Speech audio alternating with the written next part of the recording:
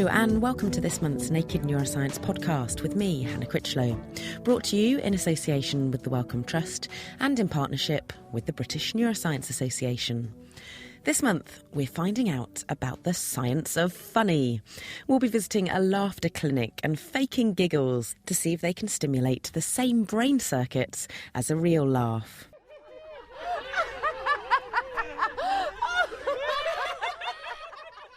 We'll be meeting a professor that's built a tickle machine.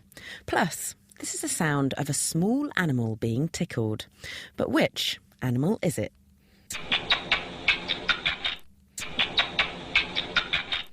We'll be finding out. Kicking off the programme, we've hopefully all enjoyed a giggle or two during our lifetimes.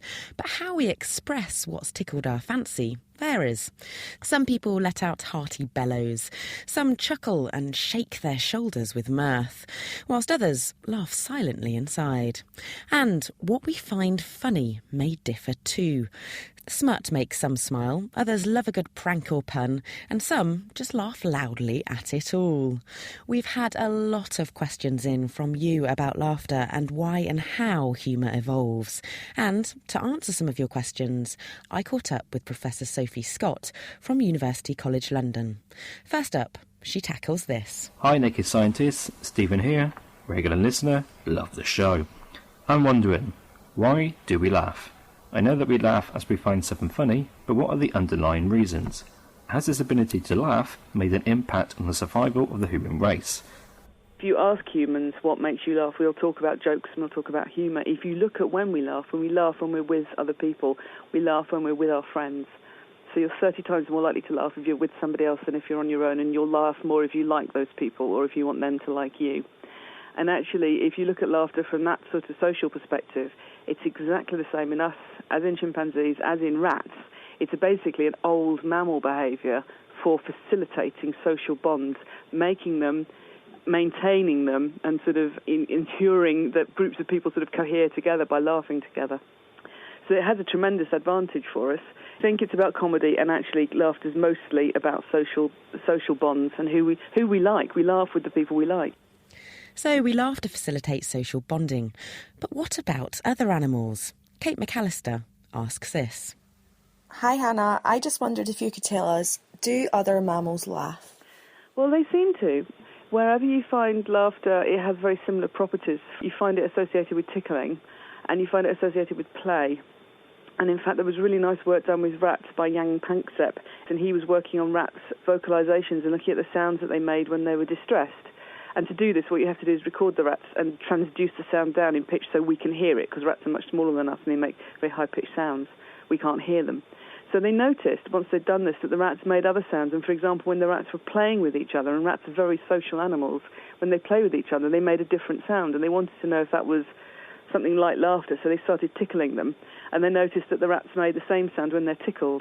And in fact, if the rat tickler tickles the same rat every day, the rat will start making that sound when they see you. It's just that sort of, if you've got that kind of, if you've ever been around children, you're sort of playing with children, you get that sort of tickling thing, and they'll start laughing even if they think you're going to do it. It's kind of got that sort of quality to it. And I like the relationship with play. I think the relationship with play is very interesting, because wherever you find play, you find laughter. And play is another very basic mammal behaviour. You find it across all mammals. It's a sign, if you just watch a group of children playing, it's a sign that they are playing, that they'll make these laughter sounds to indicate this is all a game. Mm-hmm. So I think there's probably a lot more laughter out there amongst other mammals, certainly, maybe other animals as well. And we just no one's looking for it, Can you demonstrate what kind of noise the rat or the mouse laughter is, if you convert it into something that the human ear can hear? It sounds to us like a sort of chirrupy chirp. It doesn't sound like laughter, whereas if you heard a chimpanzee laugh, you would think that sounds like laughter. It sort of sounds like sound to it. So, it sounds recognisably like laughter. As an aside, do you think that laughter is something that babies learn as a child? And they know that they're getting a very good reaction from adults. So is it innate or is it a learnt skill? Well, I think it's probably something that will emerge whether or not babies have experience of seeing it or hearing it. So there's evidence that deaf and blind babies smile and laugh, whether or not they've seen or heard somebody else doing that. What you can do is, however, you can prime that and sort of encourage it. So we know from the rats that the rats who laugh more when they're tickled as adults are the ones who were tickled abundantly in infancy. So it's a prepotent response. It's something we'll do, a behaviour we will produce, whether or not we've seen exemplars of it, but you can encourage it.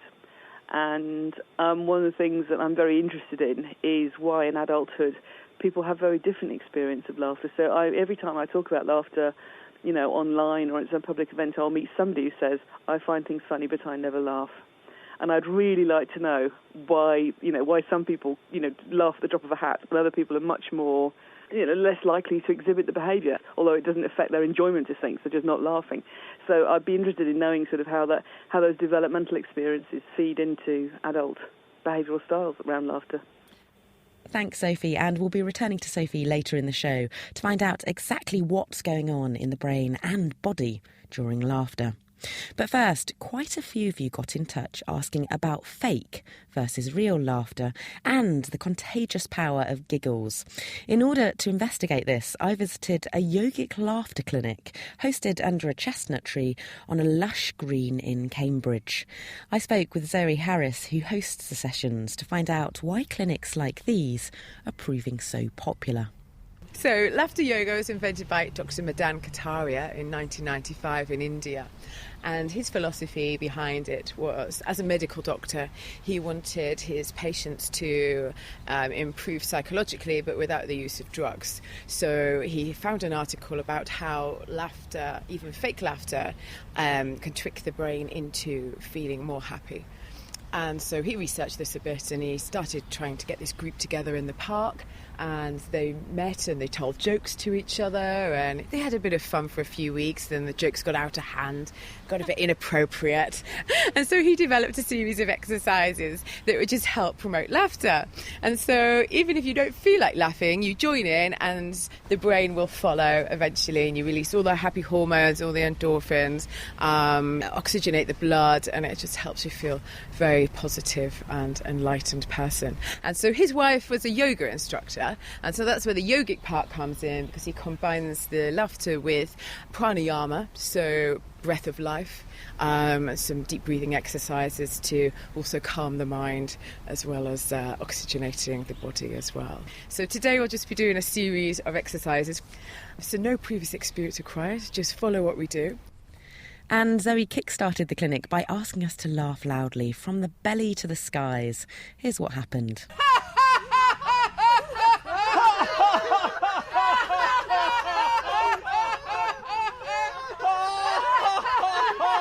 We were then asked to laugh to all 4 points of the compass.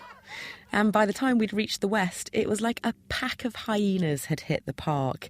You might be able to pick out my cackling contagiously and uncontrollably amongst the crowd.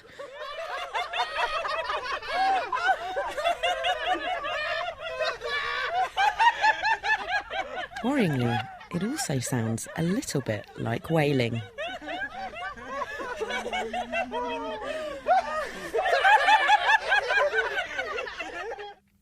So what was happening here? Why did fake laughter trigger the real deal? Neuroscientist Dr. Tristan Birkenstein, who works with the Medical Research Council Cognition and Brain Sciences unit in Cambridge and attended the laughter clinic with me, got to grips with a question that David Vanderberg got in touch with. Why is it that when you fake laugh for long enough, you end up laughing for real? And Kate Lamble has also asked, why is laughter infectious? Laughter, you can think of it same as yawning. So if you start to fake yawn, you will start to yawn for real, and you will be contagious, either with a fake yawn or with a real yawn. And laughter probably works the same way. So there are a couple of papers the last 2 years looking at fake laughter versus some sort of real laughter. I would say mainly it's about smiling, and they do seem to recruit quite a similar network, including the motor cortex and some other areas. So the motor cortex is involved in controlling our muscles? Yeah, so the motor cortex, it's controlling the muscles of the face and the muscles of the larynx and the muscles you would use to laugh. But very strong laughter does involve whole body movements in general. Thank you, Dr. Tristan Birkenstein from Cambridge. And a study published in 1988 by Strachan colleagues indicates that simply gripping a pencil in your mouth to induce a fake smile can make you actually find things funnier. Participants with a pencil stuck between their mouth rated cartoon images as more entertaining than those with closed lips. You can try it on the move, even if you don't have a pencil on you, simply by repeating "ee." And sticking with the subject of fake laughter, with this question for Professor Sophie Scott from University College London. Hello, my name is Jan, and my question is, if there are specific areas in the brain that get recruited during laughter, do they get recruited during fake laughter as well? In other words, could you tell whether a person is faking their laugh from their brain activity? Well, there's two ways you can look at this. So somebody's done a study looking at people laughing, so what happens when you are producing laughter, and what they did was they either asked people to produce a laugh, ha ha ha, or they went and tickled them while their feet stuck out the end of the scanner to produce real laughter. And interestingly, the network looked very, very similar, but you could identify a brain area in the hypothalamus, a very small area, that was specifically involved in the real laughter. So what you might find is that the real laughter and posed laughter are very similar, maybe motor terms, but there is an emotional difference, and you can see the correlate of that for the real laughs. And something that we're interested in is the flip side of that, which is what happens when you hear laughter. And we've been looking at what happens when you listen to laughs, and unbeknown to you, there's actually two different sorts of laughter in there. There's real laughter and there's posed laughter. What we find is that your brain absolutely tells the difference between the two, whether or not you're told to listen for them. And actually you get very interesting activation to the posed laughter, because when you hear somebody laughing and they're clearly not actually helplessly laughing, actually that's most of the laughter you hear. When you're laughing with your friends, you're not most of the time actually crying with laughter. So it's an important social cue that tells you people are doing it for some reason. I think you're always trying to work out why people are laughing. And that's why when you hear posed laughter, there's actually there's more mystery to it. It's real laughter is unambiguous. Clearly somebody's helpless mirth. Whereas if you hear somebody going, ha, ha, ha, ha, ha, why are they doing that? Who are they doing it for? What the social part of your brain really wants to know more about that. So your social part of your brain actually gets more activated when it hears fake laughter than when it actually hears real laughter. Exactly. The same brain areas that you use to work out other people's motivations and thoughts are activated more when you hear people laughing in a posed way. And whereas for the real laughter, you get lots more auditory activation. And that probably reflects the fact that real laughter, if you think back to the last time you were laughing and you could not stop laughing, you're actually producing incredibly strong pressure in your ribcage as you're forcing the air out in those laughs. And it produces a sort of set of sounds that you don't produce any other way, and you couldn't produce any other way. So acoustically, real laughter has some very interesting hallmarks that I think are why we get more auditory activation to it. So regions of the brain light up with intriguing patterns of activity when we laugh, in a real or fake way. But what about the chemistry of chuckles? Mark Burgess got in touch with this. Does making yourself laugh release as many endorphins, if any at all, as real laughter? You absolutely do. So it's been shown by Robin Dunbar over in Oxford that you increase your uptake of the naturally circulating endorphins when you laugh. And that seems to be whether or not you're really laughing or you're posed laughing. And that's probably because of the physical work that you're having to do to laugh. You're doing exercise. It doesn't feel like it, but your intercostal muscles, which move when you're laughing, move so much more than they do when you're normally doing things like breathing or talking, that it's a bit like sort of sprinting for your ribcage. Well, like sprinting is for your legs, laughing is for your ribcage. So you get the same kick from your increased uptake of endorphins that you would get from doing any other kind of exercise. There's nothing particularly special about laughter in that respect. But it's a sort of exercise you can do sitting down with friends, which isn't not normally, a place where you do a lot of exercise. So you're getting a good feeling from it via that route. Again, Robin Dunbar's shown that you get raised pain thresholds when you've been laughing. The consequences of these increased uptake of endorphins physically makes you better able to tolerate pain. Fabulous. The power of laughter makes you less susceptible to pain, releasing endorphins, exercising your body and engaging your social brain. Thanks to Professor Sophie Scott from University College London and Dr Tristan Berkenstein from Cambridge. And if you've got any burning questions about your brain and the nervous system, just email them to neuroscience@thenakedscientists.com. You can tweet us at Naked Neuroscience, or you can post on our Facebook page, and we'll do our best to answer them for you. You're listening to the Naked Neuroscience podcast with me, Hannah Critchlow, brought to you in association with the Wellcome Trust and in partnership with the British Neuroscience Association. Now, during this show, we've been investigating laughter, and one of the things that makes most of us giggle is being tickled.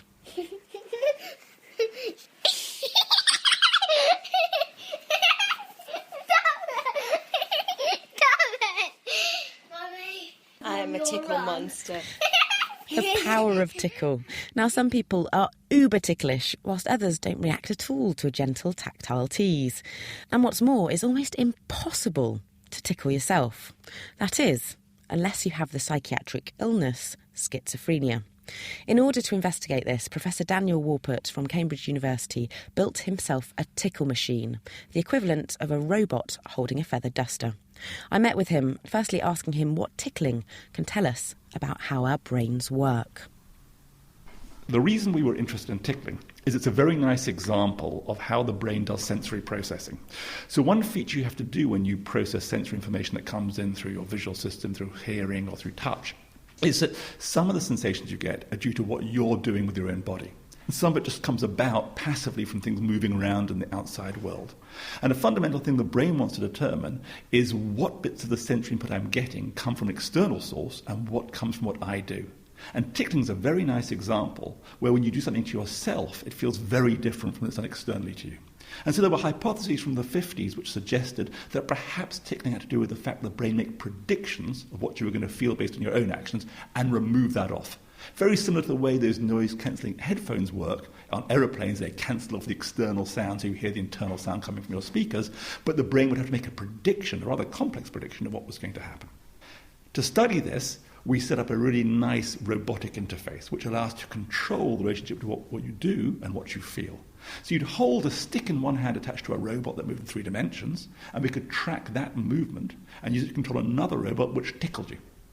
And so we could replicate an old 70s study where either you moved and tickled yourself or the robot just tickled you without movement. And what we found is what we'd expect. It felt much less ticklish when you tickled yourself compared to the robot tickling you. But the really nice thing we could do is then put in some different perturbations.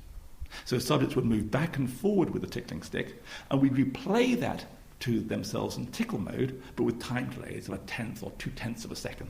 And with these very small time delays, the tickle sensation became greater and greater. And by 3/10 of a second time delay, it felt like the robot was just tickling you and much more ticklish than you were doing it to yourself. So it seemed that temporal causality was very important for cancelling off the sensation. And what happens in, for example, schizophrenia, where people with schizophrenia can actually tickle themselves? So there was a prominent theory of some of the delusions that schizophrenic patients have. For example, they have something called delusions of control. And that means they make normal movements, but they claim their movements are being controlled by external sources.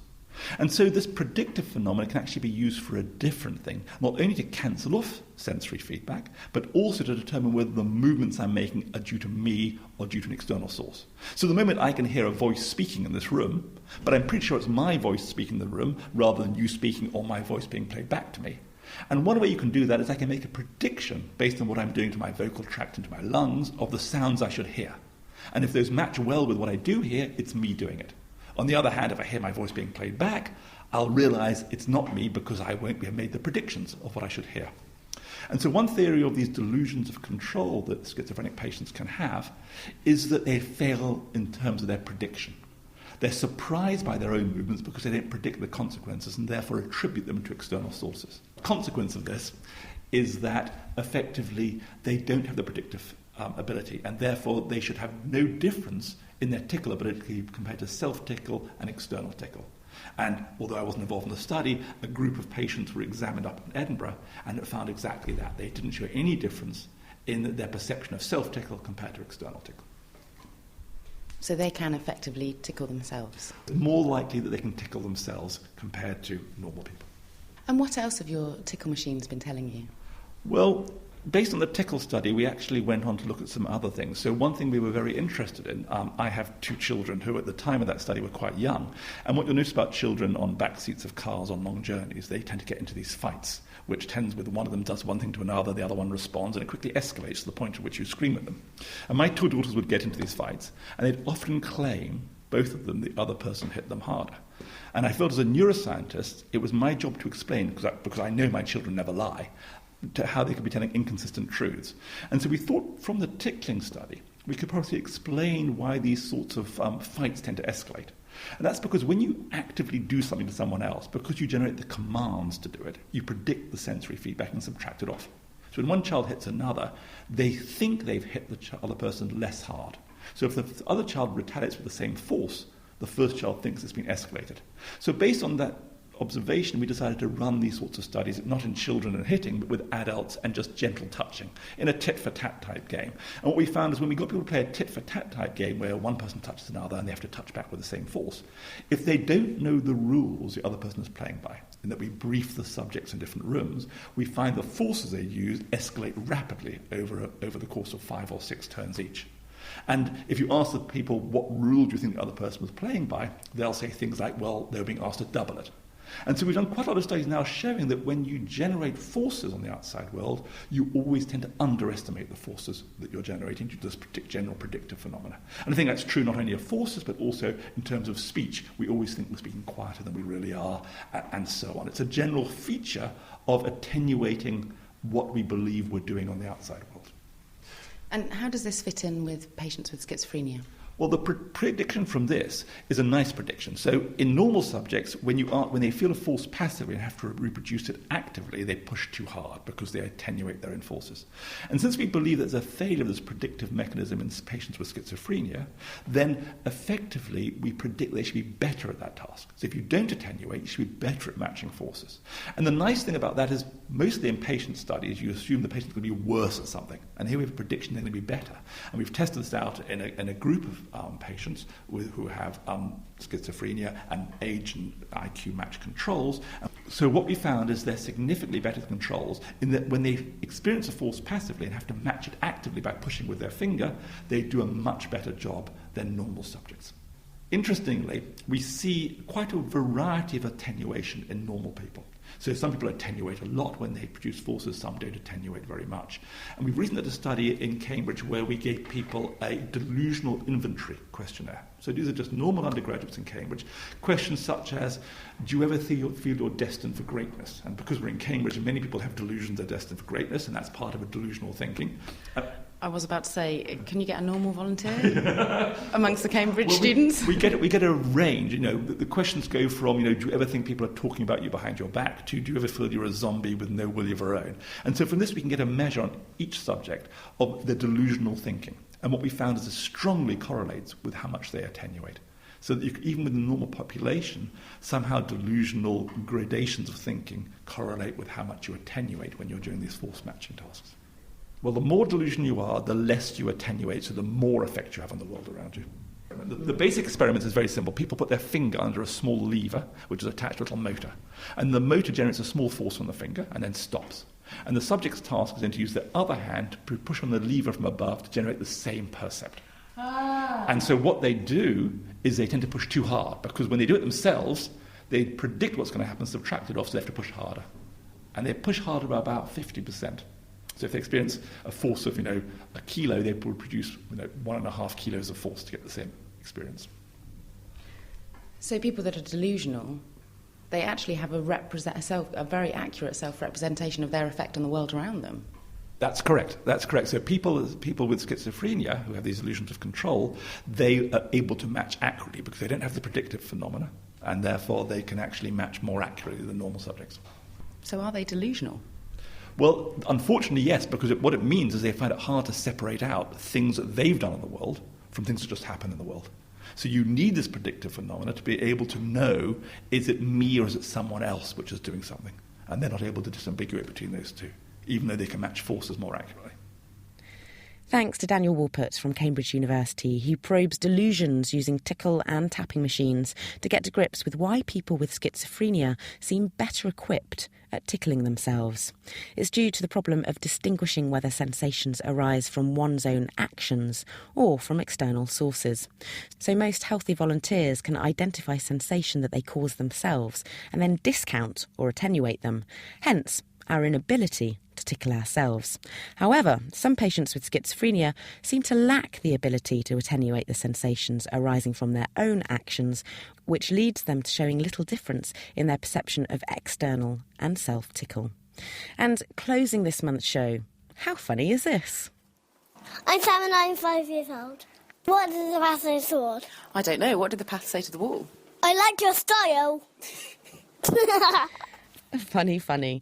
Now, we've all had our favourite, usually terrible, jokes as children. But how does humour develop? How does laughter develop in the younger child? We turn to Dr. Caspar Addyman from Birkbeck University, London, to find out what keeps him fired up about his research. So I've been a developmental psychologist studying babies for a long time, and most of the time when we're doing that, we're actually making the babies bored. We show them the same thing over and over again, and then we show them something slightly different and see if they stop being bored. And that's great for doing a controlled scientific study of how babies learn, but it doesn't capture the most fun thing about babies, which is that they laugh more than we do at everything. And I was interested in seeing if this would give us a different perspective on what babies learn. So obviously, you and I laugh when we find something funny, also when we get the joke, and that means ability to sort of spot that there's something slightly unusual about this joke or this situation. And so I wanted to see, does that also apply to babies? Does what they laugh at map on to what they understand at different ages? So we did this big internet survey, and we've had 500 parents tell us about their babies so far. And so far, we find two big main findings. Firstly, that laughter does sort of follow this clear development, that the little moments of things that babies understand. So dog going meow is not very funny until you understand that dogs are supposed to go woof. So very young babies don't get that. In fact, the best way to make a 3 to 6 month old baby laugh is to just dangle them upside down. For some reason, that seems to be their thing they find most hilarious. The other big thing we found, and which is sort of found in adult laughter research, is that laughter isn't just about humour and jokes. It's a very social process. If you think the bonding between the mother and child is like an essential part of that very early development, the facts that babies have this amazing charisma and ability to make us laugh sort of thinks out a little bit about, well, how laughter and humour works in adults. If you look at a good stand-up comedian, there are jokes there, but it's also just that we find them a really charming and charismatic person, and that we want to share in sort of the delight that they're sharing with us. And that's certainly something that we see between the mother and the baby. A baby, can start laughing at something, but then that sets everybody else laughing. And it's very much a back and forth process and a social process. And humour develops alongside language skills, thanks to Dr. Caspar Addyman from Birkbeck, London. If you have any comments or questions about this show, please contact Hannah at thenakedscientists.com. You can tweet at Naked Neuroscience, or you can post on our Naked Scientists Facebook page, and you'll find the full transcript for this episode and other Naked Neuroscience episodes on our website. That's thenakedscientists.com/neuroscience. I'll be back again next month to investigate technology in the brain.